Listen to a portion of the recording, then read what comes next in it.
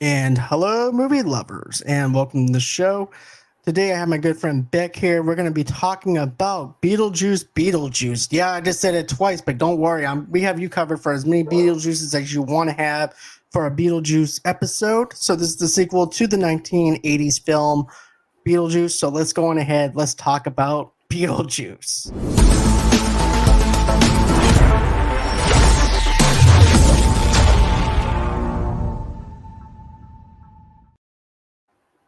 And hey, Beck, welcome to the show. Hey, John, good to be back. It's good to have you back. Last time we did this, we actually did Deadpool and Wolverine. We did that with my friend Soda. We had such a great time. Then you pre-ordered me to go ahead and assign you this position of going live with Beetlejuice for the review.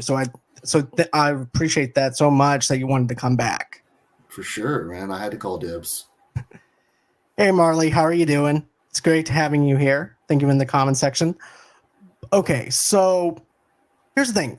Everybody has been knowing that this movie has fell into like developmental hell since maybe even the 90s, because I remember reading up something on this in the 90s, then in 2011, then it went into 2015, and now we finally have Beetlejuice. And I'll be honest with you, when I went into Beetlejuice, I went into like a medium kind of flair to it, because of the fact when you have a legendary franchise like Beetlejuice and stuff like that, it's hard to do that 30 years after. We've seen movies where they bombed after 30 years, all except Top Gun Maverick. That was like the only one that made over $1 billion because of Tom Cruise.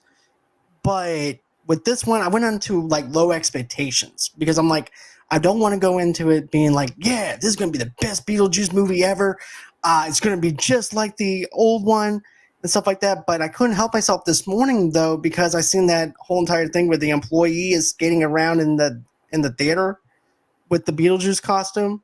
And I'm like, I hadn't seen that. and then it just amplified my experience a little bit. I'm like, I need to settle myself back down over to my medium, and that's where I landed at. Was about a medium. What about for you? Well, I mean, Beetlejuice, it's a cult classic at this point. It Right. came out in 1988, so did I. So I grew up watching it. My parents had it on VHS. I watched it literally so many times the tape wore out. Okay. So my birthday's in a week. My wife got me a shirt that says Never Trust the Ladies, had the sandworm on it. She gave it to me a week early so I could wear it to see Beetlejuice today. So Beetlejuice, it's my jam. So when I first, they've been talking about a sequel for 20 years at this point. And so I've kind of tried to keep things low key because I'm like, there's not going to be a way to do the original justice at this point, if for no reason other than it's been 36 years and those actors have aged. Like, Right. I knew going into it, we weren't going to see the Maitlands because ghosts don't age.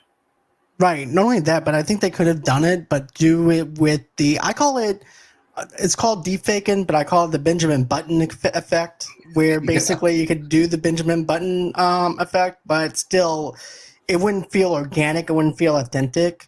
And I like how they wrote that in there. Hey, look, the Maitlands are not in this. They just moved on. They found a loophole. So I like Yeah, how they they were able to wrote. crossover. Yes, I thought that was actually perfect on how they did that. That So, was clever. and then they gave enough room for Jenna Ortega to actually do what she needs to do without having to focus on the nostalgic element of it. Yes, there is some callbacks, but there's not enough. It's enough just to have like little small nuggets here and there, but it's able to let Jenna Ortega grow in this movie, which I think that I really did appreciate. And of course, having Winona Ryder in there, that's all you need. And then you have her mom coming back again in this. So I thought that was really good, having O'Hara back. Catherine O'Hara. Now, I will say Jenna Ortega was born to play Lydia Deet's daughter. Okay. Yes. Full stop. I mean, she's obviously also a perfect Wednesday Addams, but you look at her and you're like, oh, Lydia Deetz grew up and had a kid. That's Jenna Ortega's whole vibe, which is perfect. So and like Winona said, that part of the reason they waited so long to make the movies, they had to wait for Jenna to be born. So that's perfect. Now, as far as Catherine O'Hara, I love Catherine O'Hara. She's one of those childhood icons. She was in Beetlejuice. She was in the Home Alone series, and now she's on Schitt's Creek. She did work with Tim Burton and the other guys on Nightmare Before Christmas. She voiced like two different characters in that movie. I will say my sticking point with her in Beetlejuice is she wasn't playing Delia Deetz. She was playing Moira Rose. Okay. You see, for me, I think that it's been a while since we've seen these characters and where they're at. To the Mhm. point where I actually think that this is how she would actually be now, 30 years later. That's also possible. That's how I see it. It's not going to be the same because we all grow up, right? We're not the Mhm. same people that we once were 20, 10, 15 years ago, right? So I figured, okay, this is actually how she would probably act 30 years later. Yeah, So that's I didn't fair. have no problems or beef with how she was actually portraying that character. I thought that she was just making the character grow at her own ability of how we last seen her and the things that she's going through now. Yeah, that just stood out to me. It felt much more Moira than Delia, but no, that totally makes sense. Obviously, like I said, it's been 36 years. People grow, people change. Right. I mean, But okay, so let's Lydia get into certainly this changed. overall. Let's just Lydia get certainly changed. yeah, Sorry. let's just get into the overall meat and potatoes of this movie, though. So basically, this whole entire movie is just about the fact that you have Winona Ryder, whose father just passed away. Now she has to go back to where the mainlands were originally at, and now she also has to be in this house again, and also be in the small town as well. And so I knew that the father was going to die. I knew that initially because of the fact that the actor's a douchebag Yeah, in real life and the stuff that he did. I like how Tim winded up killing off his character because I was thinking, okay, heart attack. yeah. I was thinking just basic stuff, but no, he goes on ahead, goes further with it. He makes the father die of being bitten by Bruce. a shark after a plane crash. I think that was a really good way to get around not having to recast the character because that way they didn't even have to use his likeness aside from the claymation and the image on the gravestone, which having a shark fin gravestone for a man killed by a shark and A, that, and B, what were they burying? But But I you don't see, know if though, his that's body the was beautiful recovered. thing about this, though. That would be exactly what Catherine O'Hara's character would do, is to make an art piece for her husband because she loved him. Exactly. I was just like, that's a little much, bro. That's insensitive. But no, and so like by the fact that his ghost is headless, you don't have to go into like a CRISPR Glovin situation. No. And then also, too, another thing that I really do appreciate with this is the fact that, you have her sculptures still being there in the background. So you're like, okay, this is a callback to Beetlejuice 1. Now she has an institute for people of the arts. And now Winona Ryder's daughter's in it. Lydia's daughter's in this whole entire deal now. And, I just like the fact that, the mother and daughter aspect are not getting along, but you can feel the chemistry between the two of them and how Mm-hmm. Lydia is now dealing with the same thing that her stepmother was going through in the very first Beetlejuice movie. And it's kind of like karma. And even Yeah. Kathleen O'Hara's character is kind of smirking a little bit. Is like, karma, huh? Yeah. But Delia was very much like, this is exactly how you treated me, by the way. but I just thought the chemistry landed for all three of them to be in there. Then you had the ball bag douchebag. Oh my God, Rory. Rory was just so over the top for me to the point where I just wanted to punch. He was the most punchable face in this movie. I was waiting for him to die. I was too. I was hoping Beetlejuice would have actually just killed him Yeah, just off. But I was wait. I wasn't sure how they were going to do it. If it was just going to be like off a balcony or what. But the dude had to go. yeah, he was the most punchable face in this movie. Yeah, And even Lydia's daughter even calls him out on it. Look, my mom can believe that BS, but I'm not going to believe that BS. I did like Beetlejuice giving him the truth serum and completely exposing Yes. his motivations, his methods, why he latched on to Lydia. But yeah, that was a good move. There was a quote that I really liked in this movie where it's basically how you're losing yourself in this relationship and you're just settling for whatever comes in. And Beetlejuice is pretty much that person, even though she only needs him for that moment to get her out of that situation that she's with that guy, Rory. But it's like Beetlejuice even says it. He goes, all you're doing is basically settling. And now here I am. Mm-hmm. And I So like you're that. going to settle for me now. Right, exactly. Going into the next relationship with Beetlejuice and being forced to marry him. But we'll get into that in a minute about the whole entire ending of this thing. But I do like the fact that now the daughter is in this town and she's trying to figure out the way to actually fit in with the small town vibe compared to where she is, because her mom's also a host of a TV show as well. So Lydia is now of a thing called Ghost House. Yeah. And and she can see ghosts, and then she's also seeing Beetlejuice. She's seeing that aspect of it, and of course, Beetlejuice is actually conjuring himself up into the world to haunt her because he can't get over her after 30 years. Yeah, she thinks she's hallucinating. No, you're being haunted. Right. But I thought the whole entire initial setup of them going over to the funeral and then moving into, now we're back in this Maitland's house. You're being forced into Rory marrying you on the fucking funeral. That, I'm like, dude, all you care about is one thing and one thing only. Attention. Yep. Attention, not only attention, but money, greed, and also mooch off of Lydia's fame. Because he can manipulate her better as a husband than as a manager. Exactly. But I like the aspect of the fact that we cannot stand this guy and we just want him gone. And then when they get sucked into the model, of it, he's like, "Am I dreaming? What happened?" He's like, "I just had the weirdest dream."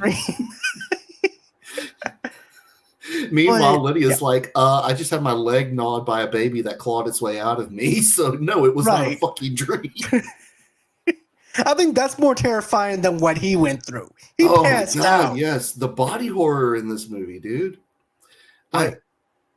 I was just saying, just the body horror in this movie.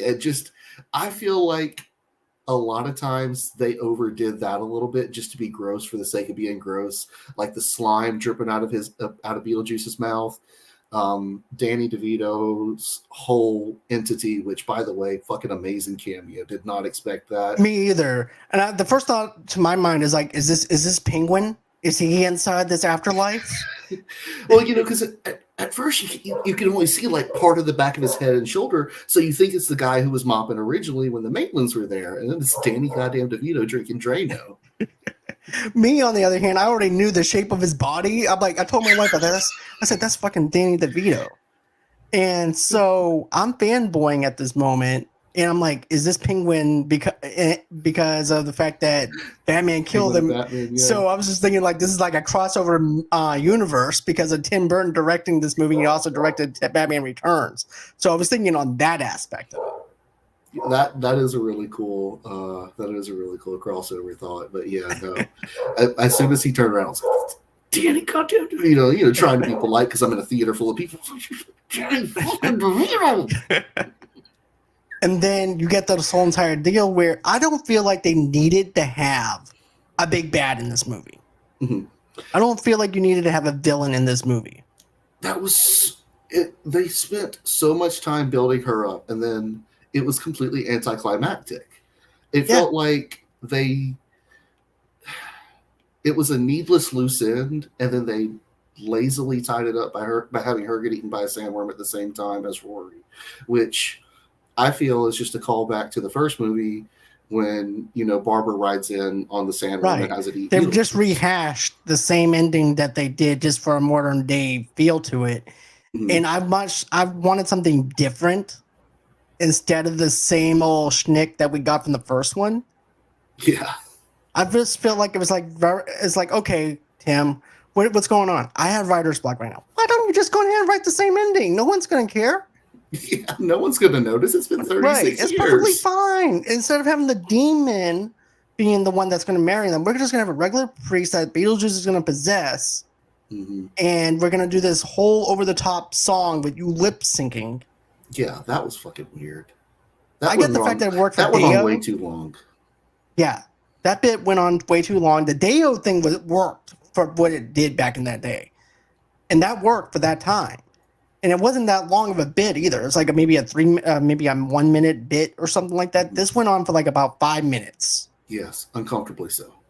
Yes, and then there's also another one where he's singing to her with the guitar. I thought that bit was okay. I thought that was okay. But the overly extended musical aside, now. He did have a lot of weird asides. Now, one thing that really got me is the difference in his character. In Beetlejuice, he is an antagonistic demon. All he wants is to take advantage of someone to get him to the other side. This Beetlejuice, he felt more like the BJ from the comics, from the cartoons. You remember? That's what I felt like. Where him as and Lydia well. were buddies and going on adventures together because they were buddies going on an adventure together. They had a mutually beneficial relationship in this movie. And he's got a creepy picture of her as a teenager on his desk, clearly been pining after his Lolita all these years. You see, girls, men do care. It may take you about over 30 years for them to get over you, but that's someone that's not going to give you up or anything. Beetlejuice is trying to find himself, and he had to find himself 30 years. He did seem to have started a legitimate business with the Shrunken Head guys, which, speaking of loose ends, what the fuck happened to them? They're just out in the world now. Yeah, okay, I didn't think about that. You bring a very good point. It's like they just ran off. Right? And you know what that reminded me of? That PS1 game back in the day? You know what I'm talking about, right? I can't remember the name of that game for my life of me, but it takes place in a graveyard. You're a knight in the graveyard, and you're trying to you basically kill these shrunken heads and stuff like that, and the way the shape is and stuff like that. It reminded me of that. But you're absolutely right, though. It didn't make sense for them to still be out in our world because of the fact that William Dafoe was supposed to bring them back. Exactly. So therefore, he also broke his own damn rules himself. Yeah, I mean, that was what, a dozen shrunken head dudes running out in Winter River now. You would think Willem Dafoe is literally there with a police force. They could absolutely go out and round up these guys. Right. But that's also another thing. He's got his brain exposed. The William Dafoe thing, I love William Dafoe. I love him to death. But you didn't need to have him in there. You didn't need to have the ex-wife in this movie at all to do anything. Yeah. It could have been it's just enough. I told my wife this too. I said, it's just enough just having Jenna Ortega as the daughter. They're not getting along. There's friction there. You're bringing her back into this house that Lydia grew up in. And they tried to make too many storylines. Yeah, there's like three storylines within one movie that they're trying to tell in an hour and 40 something minutes, which I love the runtime. I didn't feel the runtime with this. Usually it would be a 2-hour movie. But it definitely wasn't too long. But yeah. Now I will say one of the storylines that I loved was the little teenage boy, Astrid's little boyfriend. Yeah. That was a fun twist. And because when Lydia dropped her off, she's like, "Oh, he looks cute. Of course, you can see him. You can see ghosts." Well, I didn't even think of the fact that maybe she passed it on to Astrid. I thought maybe I might have missed her. You know what I mean? Which also explains why why Lydia couldn't see her father or anything either. I was also thinking maybe she was also telling her that maybe the guy left. Maybe they had a bad fight or whatever, and just said, "Hey, look, he died." You're right. I did think that maybe he was still alive. I didn't think necessarily that he would have abandoned Astrid, but because I believe the story of him being on the Amazon, but I wasn't sure that he had actually died. I thought maybe he was injured, amnesic somewhere in South America. Right. But the whole deal of Lydia not being able to see him, and then Astrid is not going to be able to see him. So I thought maybe the fact that Astrid maybe missed her mark, even though she is part of that strange and unusual kind of deal. Very much so. But, okay, so she meets up with this other guy that's in the treehouse. And I like the chemistry between them two. I thought that chemistry really worked. I thought that storyline could have worked just with that alone, too. That's my point. I think that anything with Jenna Ortega as Astrid and anything conflicting with Winona Ryder's character Lydia worked. So you could have just had those elements of the conflict of the mother and daughter relationship, and then of course you're having Beetlejuice, who's not over Lydia over 30 years. He comes into play because he wants to comfort her in some way in his own demonic way, and so now he wants to try and lure Lydia's daughter and Astrid into this world. You could have actually just built on that, and it would have been fine. And but they didn't even Dafoe, yeah. I'm sorry. And with Beetlejuice trying to marry Lydia. They didn't even make it, oh, I need a green card to stay in the living world. He just wanted to marry her. Right. And just inexplicably, which, the callback to the wedding tux and the red wedding dress was iconic. The two of them getting married in red had a deep impact. I wish this was a color picture. My wife and I literally got married in red and black. Like, That would have been perfect. she had a white dress and a red sweater, and I had a red shirt and a black tie and vest and stuff. Like, Beetlejuice was formative of an experience on me. Like, I knew I was getting married in red. But I don't know, so much. One thing I did want to mention that really bothered me, the house wasn't right. Structurally, architecturally, the house was not right. It was missing the deck with the fake wall. Yep. I feel like the tower was on the wrong side. Because I just watched the original movie Monday. I've watched it too. So when Adam and Barbara are in the attic, and Barbara's like, I think that little girl saw us talking about Lydia. The tower is on the left-hand side. In this movie, the tower's on the right-hand side, like with the attic window. Right. Okay. Now with the deck, I can understand maybe Charles getting rid of the deck because it's just him by himself. And anything that reminded of Catherine O'Hara, he probably got rid of. Well, they didn't divorce. Yeah, that's right. They didn't, but it made it seem like there was something like, oh yeah, that's right. He went on a trip. Yeah, stuff like that. He was on a bird watching mind. expedition or something. Yeah, because she said, "Daddy left me," and she's like, "Oh my God, he's divorcing you? No, worse, That's he worse. died." No, God, no, that's awful. No, he just died. I have a question. When that foreign guy just goes into the hole and he dies, did you think he was going to have a larger role in this, like in the afterlife a little bit? Or did you think that was just like a little bit of a thing just for a little small comic bit? I think it did give us a good introduction into the afterlife because he's the one who introduces Danny DeVito because he asks him, where the hell am I? What the hell's going on? And I mean, I'm guessing I don't speak French. I'm guessing that's what he asked. And, Danny DeVito tells him where to go. And he kind of displays some of the irritation with the bureaucracy of the afterlife. Now, one thing that bugged me about the afterlife, in the first movie, it's canon that the way you become a civil servant in the afterlife is by committing suicide. Astrid's dad didn't, and he's out there punching tickets as an immigration officer. Willem Dafoe was an actor who had a live grenade go off, and he's a cop.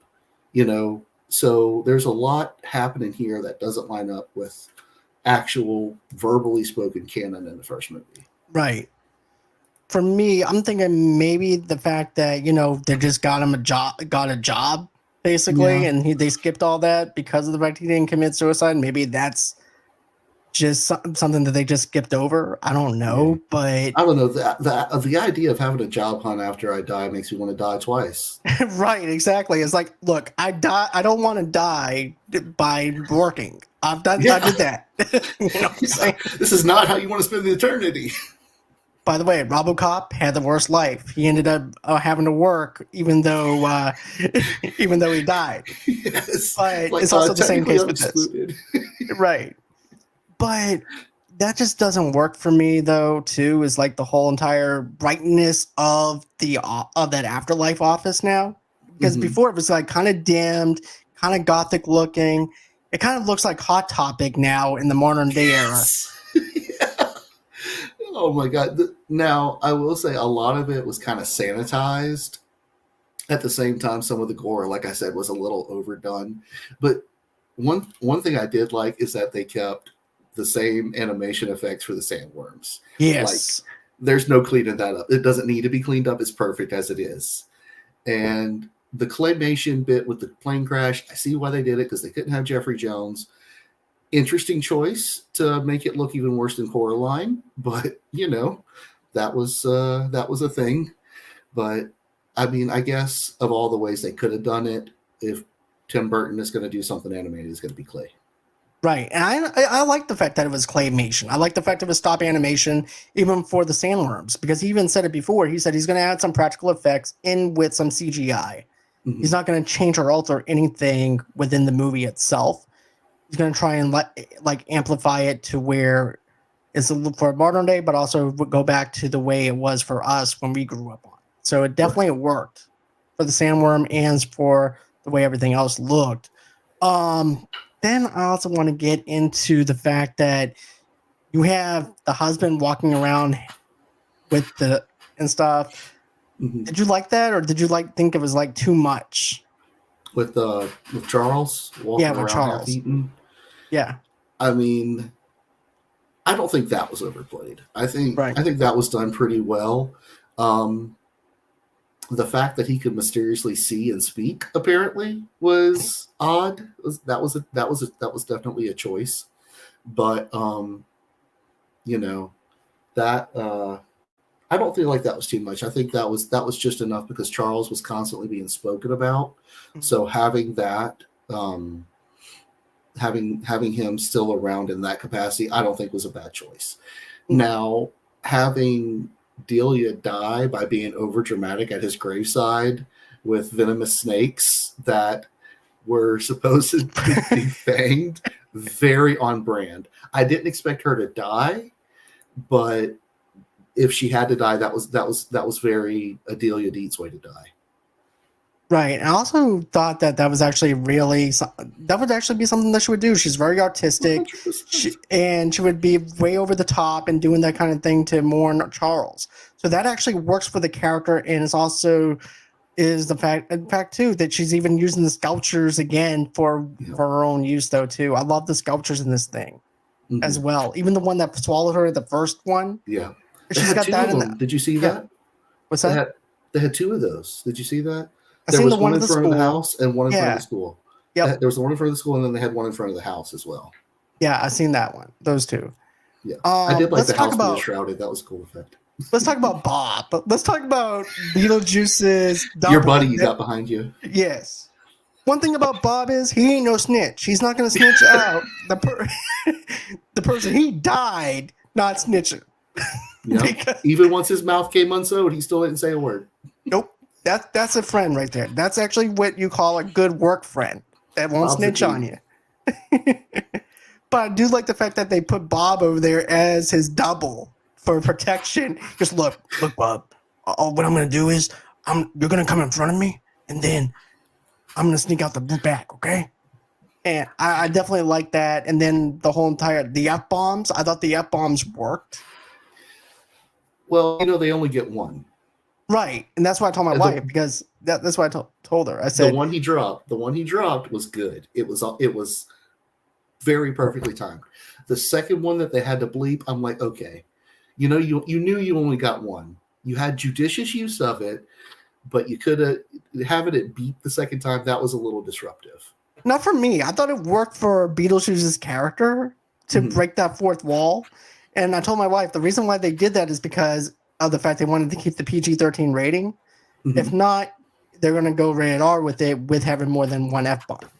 Right. But I thought it fit Beetlejuice's character and the way he did that. The dialogue in this is really good. He's really fast-paced with it still. He never loses the beat of playing Beetlejuice. The makeup for me didn't land well at all. Right. I thought the makeup could have been a lot better for him. Yeah, because I feel like they were trying to not only recreate the original, but also hide that 36 years have come across Michael Keaton's face. Right. So that, because like I was saying, there's no age in the Maitlands, but Michael Keaton, he wears so much makeup, it's hard to tell.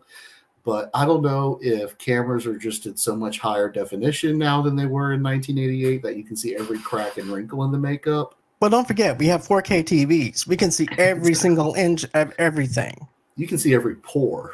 Right, exactly. Every wrinkle you can think of, we could see. So what looked a little more realistic in 88 looks a little campy now. Yeah, it looks a little dated in a sense. But I think that if they put on a little bit of extra layer of makeup for him, especially under the chin and stuff like that, it would actually work.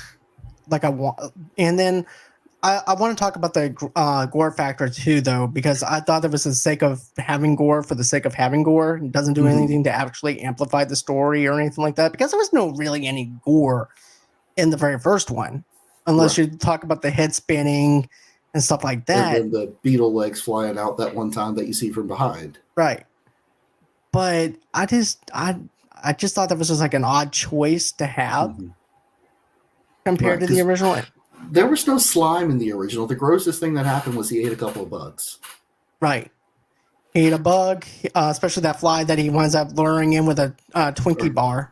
Slapped a roach. Yeah. Oh, the zag nut. Yeah. Right.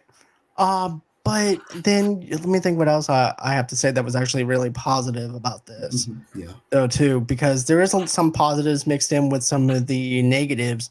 But all in all, I enjoyed it. I don't want to come across like I hated it. Like no. Like I said, I don't hate it. We try to keep our expectations realistic. Right. Because here's the thing. I went in with like a medium expectation for this because of the 30 years, like I mentioned earlier. But I just think some of the decisions that they made could have been fleshed out a lot better with having a one storyline and that's it. And then even when you see Astrid going into the house and then you see the parents in there, I thought that was really interesting choice of not showing the parents' faces. Because I'm like, something is up with the parents. That was my first initial thoughts. When he revealed to her that he was dead, I'm like, okay, that's kind of sweet. He's haunting his parents. They don't know their dead son is in the house. That's why his mom is stress baking. That's why his dad just sits there depressed watching TV all the time. Okay, that makes sense. And then little Jane's like, no, he murdered his parents. And just, fuck. That went dark quick. Yeah, I was like, that went dark quick. But at the same time, though, I'm also thinking, there's something more to this. Whenever I seen them not showing the faces, I'm like, something is off with it, and I don't know what it is. And then once you get the reveal of it, I was like, okay, that actually makes sense.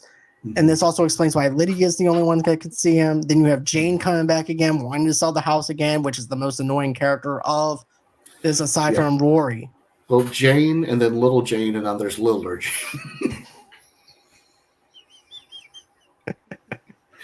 And then, oh my God. And what was it? Now, I did think it was interesting that his handbook for the recently deceased, he said he got it from a yard sale originally. And I'm like, holy shit, what if that's Lydia's that she got from the Maitlands? Right. And but no, obviously he got that when he actually died. But I do think it's interesting that him and both of his parents that he killed are all stuck in the same house. Like, how awkward does that be? And they can't go any further than the house because that's where they all died at. Yeah, kind of reminds me of that TV show where they did. Yeah, I don't know. Reminds me of that TV show Ghosts, where they can only go outside the mansion and they can't go any further than that. And it's like everybody who's died there over the ages. Like there's a caveman and a scout troop master. I haven't actually seen it, but I've seen snippets. It's hilarious. It's an hilarious show. If you're into dark humor, I definitely recommend that. Yeah, but then. Then the whole entire deal too with Lydia's mom, and I thought she fit into this very good. I thought that was really good on how they did that, and then she goes into the afterworld, and I like how the shock of the fact of the matter is she's like, "Oh, I know people. They can get me out of this." No, they can't. Did that used to work for you? That's sweet. Yeah. Aw, your husband can fix things. Yeah, go find him. He's somewhere around here. Right. I do like that they reunited. That was cool. They got on the Soul Train. The Soul Train was a nice touch. That was fun. What do you think of the Beetlejuice origin story? I liked it, because one of the lines that stuck out to me in the original was, well, I lived through the Black Plague. I attended Juilliard. I'm a graduate of the Harvard Business School. And I'm like, okay, he lived through the Black Plague. How fucking old is this guy? But then I'm like, how did you go to Harvard at Juilliard? First of all, looking like this. Right. But I do think that's interesting that the fact that his wife poisoned him explains some of the muck around him. Good to know that the hairstyle hasn't changed since the plague times.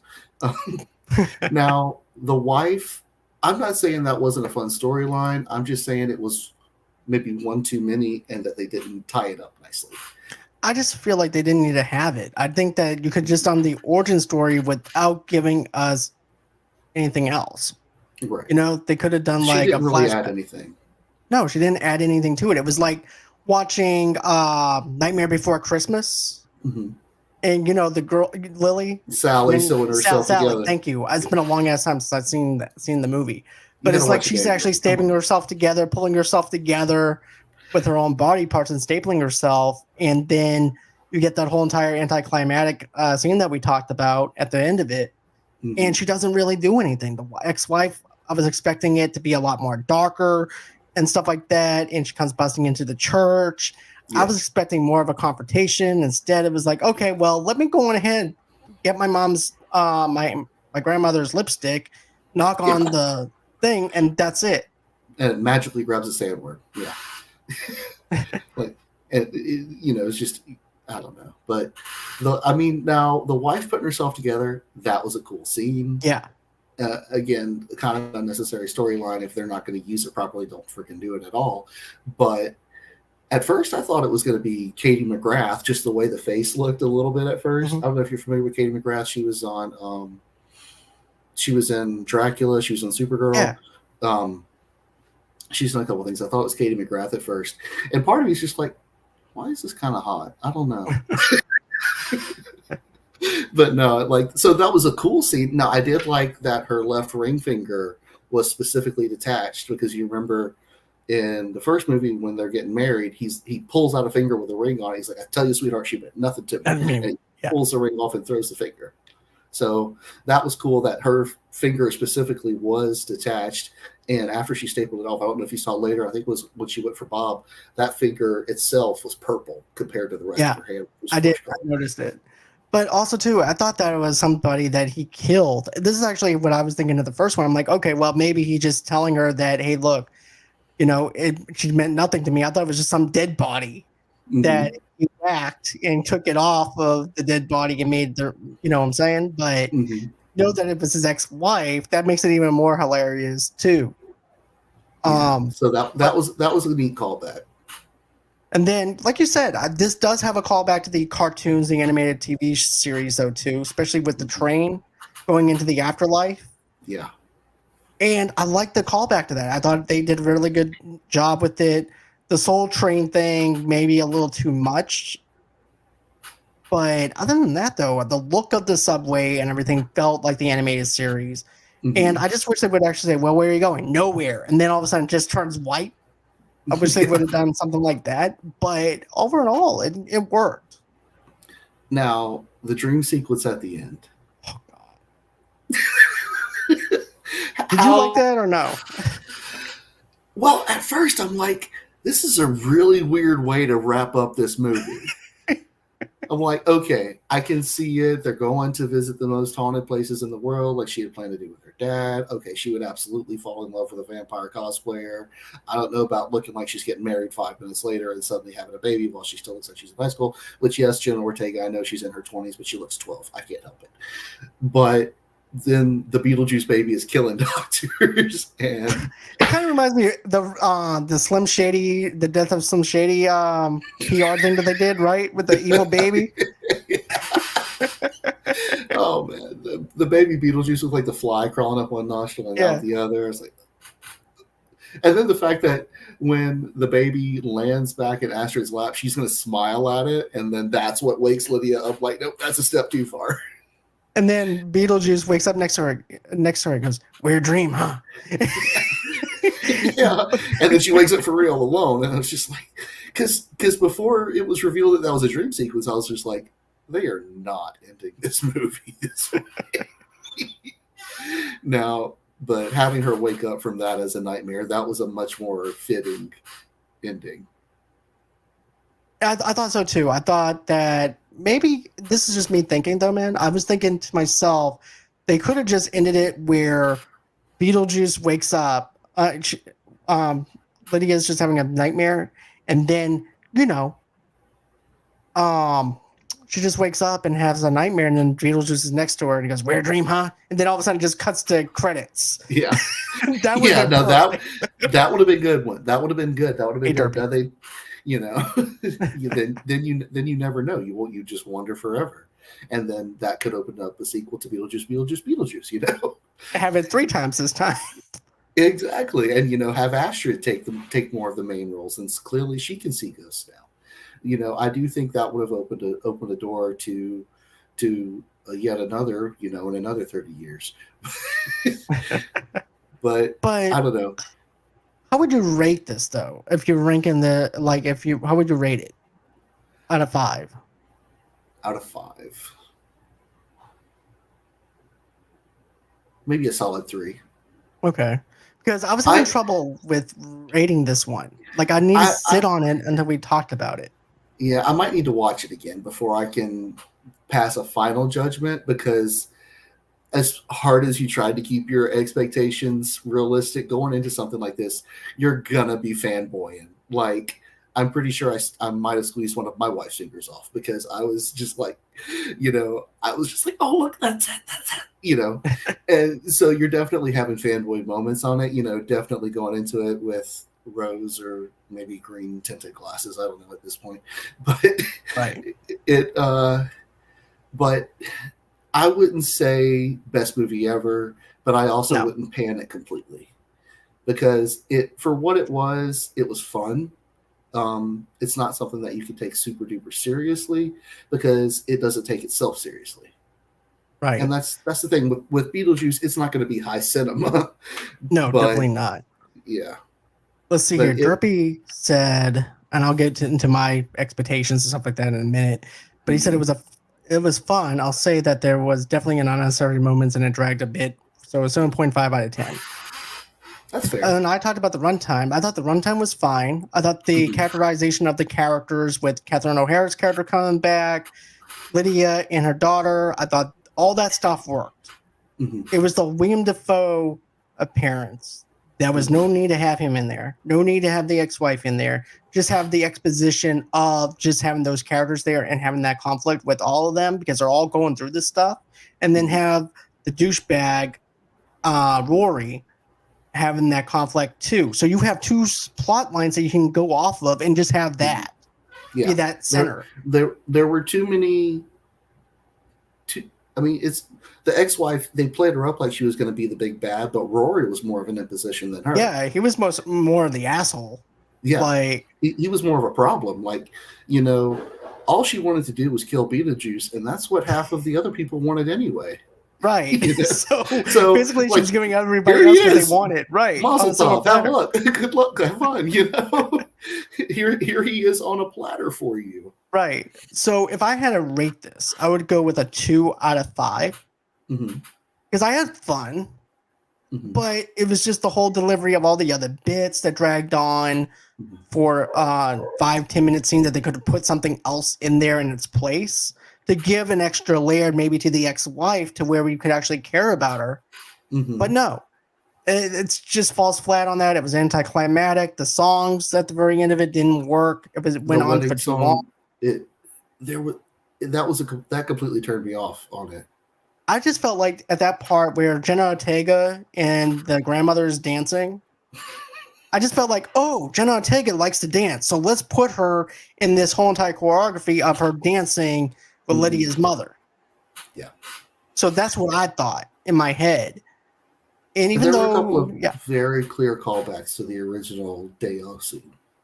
Yeah, I like the Deo better than I do this, and even Jump in the Line was something that I really liked in the first one. So they had two musical numbers in that one. They have the one where Beetlejuice is on the guitar singing that 80 songs that, like I mentioned, and then you also have this. I thought they could have just had that one singing bit, and that should have been it. Right, because him with the guitar, that was 45 seconds of singing. Plenty. Yeah, that's just 45 seconds.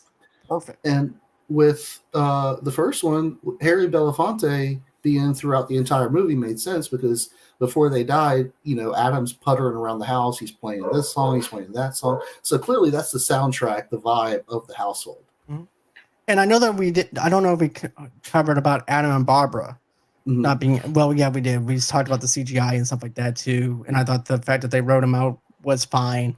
Yeah. But yeah, I had an okay time with it. Not like, oh my God, I have to go out and buy this movie, which is something I really want to do, but I don't know if I would actually own it in my collection.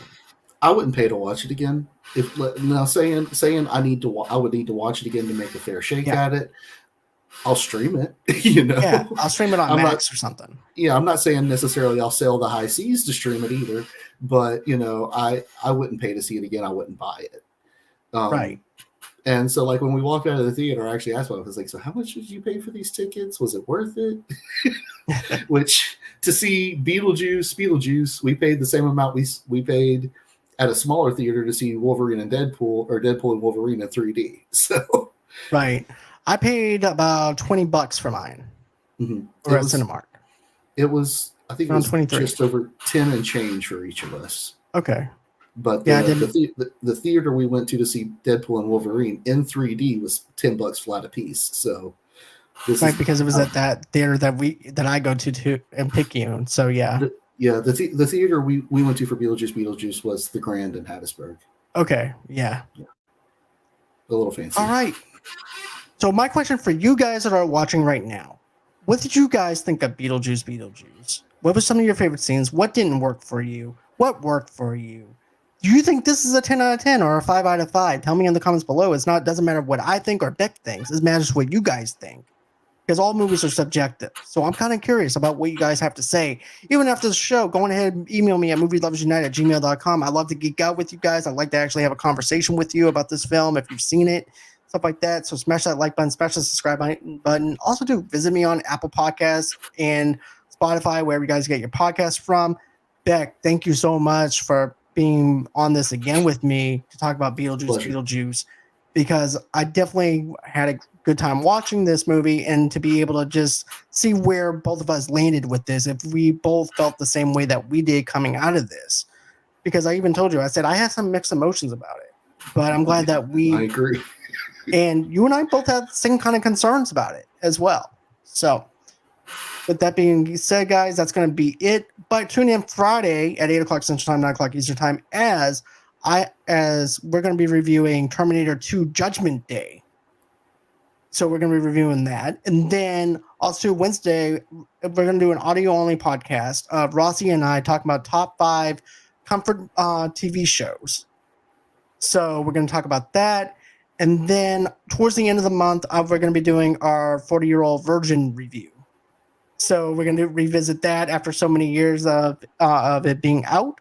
So always until next time, guys, have a great and safe night, and we'll catch you guys on the next one. Thank you again, Beck. I do appreciate it. Thank you to Derpy. Thank you to JoJo, who is always watching. And we'll catch you guys on the next one. Bye-bye.